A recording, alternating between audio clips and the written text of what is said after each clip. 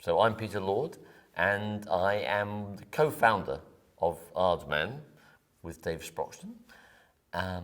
So I started out as an animator, and then you evolve, and I'm currently, I would say, creative director. I think that's the best title, and exec producer on all the projects we have going.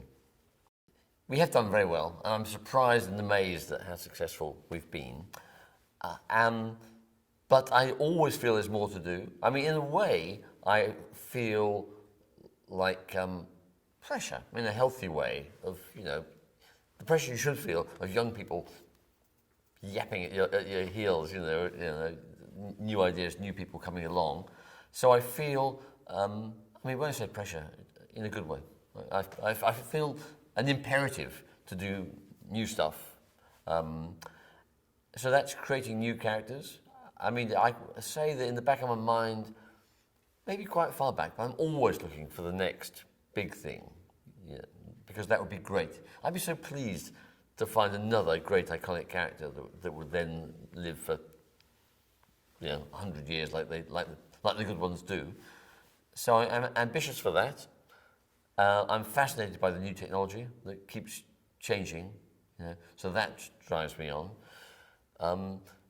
The pleasure I get every day is simple, actually, because it is my life is just wonderful now, because I go into the building, or buildings, because they're two studios, and there's always something new happening, and I no longer have the responsibility to make it happen.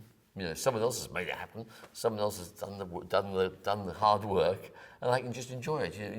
Sometimes almost as a spectator, and sometimes getting involved creatively as creative director. I like to do that. So it's exciting to be around new projects. That's the joy of it. And there's another joy as well, is that the particular feature studio is a very, very specific environment, a super evolved animation environment, and an absolute joy to visit. I mean, I never ever get tired of that, because you have this big, dark warehouse shed thing,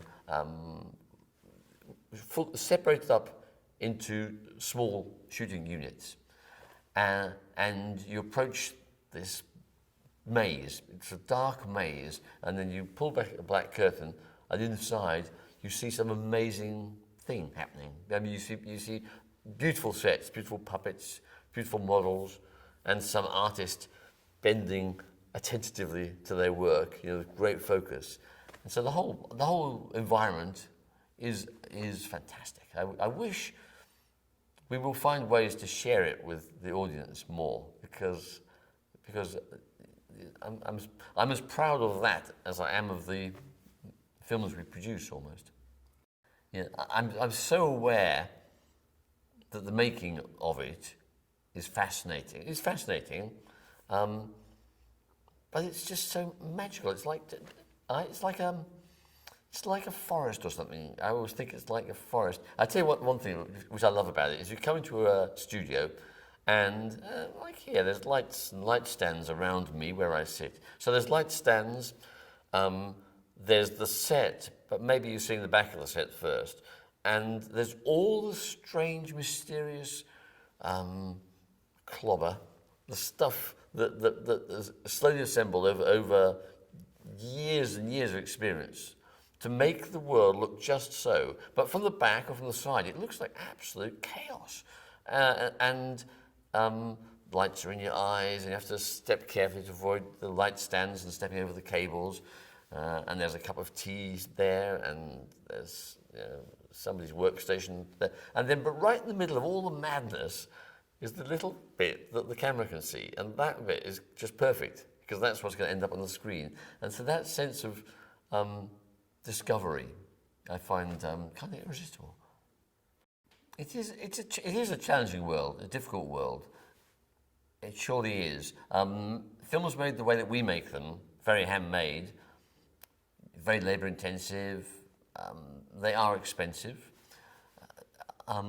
And it's certainly true. I can't help but be aware of how the big studios dominate the scene. You know, these great juggernauts that when they come out with one of their movies with their fabulous track record behind them and extraordinary marketing behind them and global power, it's hard to compete with them. It is hard, and that is a challenge for us with every new movie, particularly that we put out. On the other hand, on the plus side, I continue to be optimistic. We make English films. That's what we do. You know, we make English films for a world audience. That's the philosophy. And I say that because we make films honestly. We make the films that make us laugh, that come from our culture. Just as effortless as breathing. That's what we do. We don't then sit down and scientifically calculate what might play in America or Japan or Indonesia. We don't do that. We do what we want to do and hope, trust that the world will like it too. That's the game plan, really.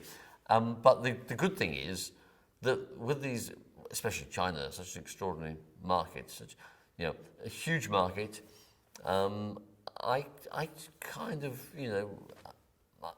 I hope and intend that they will get English culture and English humour. They seem to.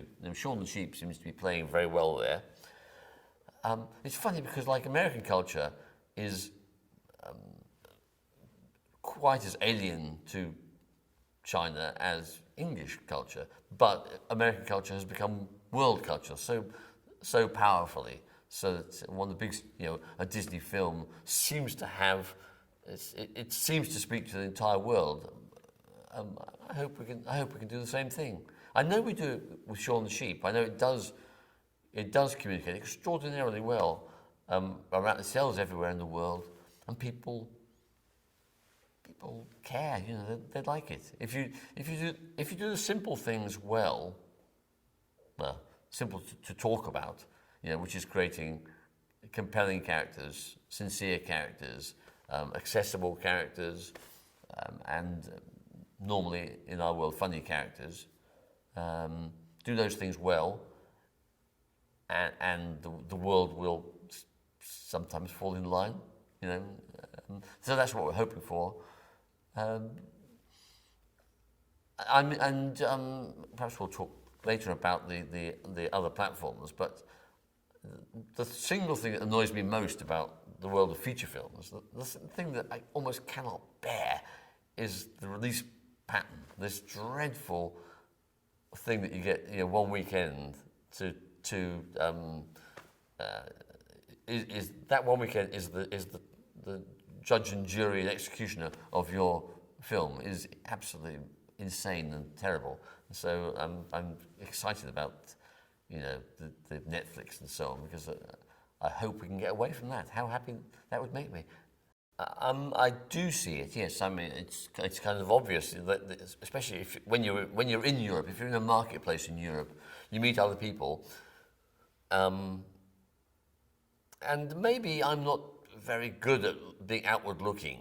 I tend to always all focused on Aardman and what we're doing and aware of what the big American studios are doing. But you come to a festival in Europe, and you're amazed to find that loads of people are making animated features, as you say, for like 3 million euros, and so clearly that works. Clearly it works. I mean, I suppose the economics are such that at that level, and especially with co-productions around Europe, at that level, it's quite easy to make an animated feature, actually.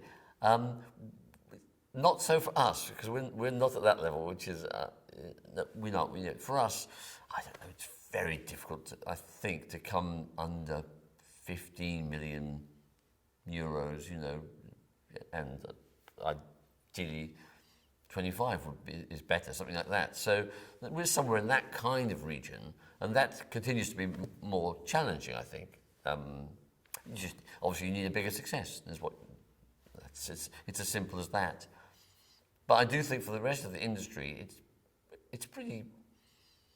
Production is buoyant, is the impression I get. And of course, there are some absolute indie gems being made, like Red Turtle or like Song of the Sea. These lovely, great films. I've no idea what their budgets are. That's not my business. But great indie films. But I am aware, without mentioning any names, that there are some pretty terrible low-budget indie films as well, which I think they're made not cynically but naively. I think that someone seems to think, oh, this is easy. Just put together a gang of animals, and put in a ferocious antagonist and put in a message about the environment, and you'll be fine. And there seems to be quite a lot of those out there.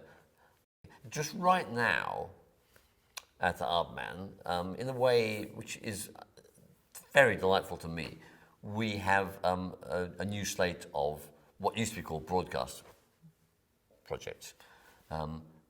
And the people at Aardman who go out and sell the ideas, they come back, they go to these conferences, he says vaguely, because I don't know where they are, but they go to these sales conferences, and they come back and they report on the new outlets, and it's so exciting that the opportunities are growing. That's the fabulous thing, that instead, the existing broadcasters are still players, but now there's Netflix, there's YouTube, there's all these exciting new possibilities, and I expect if in a year's time I could sit here and tell you exactly how those have worked for us. I mean, I'm sure they will, and it's great. It's a good feeling. It's a lovely feeling because traditional broadcasters they've tended to be very conservative, I guess. And I don't mean necessarily artistically. Actually, I mean commercially conservative. They seem to need to know their market, find their market, aim for their market exactly, and I find that quite limiting. Whereas I think the sort of streaming opportunities, there's much more. It seems like there's much opportunity for the market to come and find you, or put it another way, for you to find a broader, a different market. That seems to be the case so far, anecdotally. I mean, and I say anecdotally because in the conversations that we have with Netflix of this world, it seems like they are responsive to a broader range of ideas. So the slate we've got now, is everything from sort of 5 years old up to adult, and different projects that seem to fit in there. So I'm hoping and feeling that there's much more freedom for us, not to have to operate in little tight, focused boxes.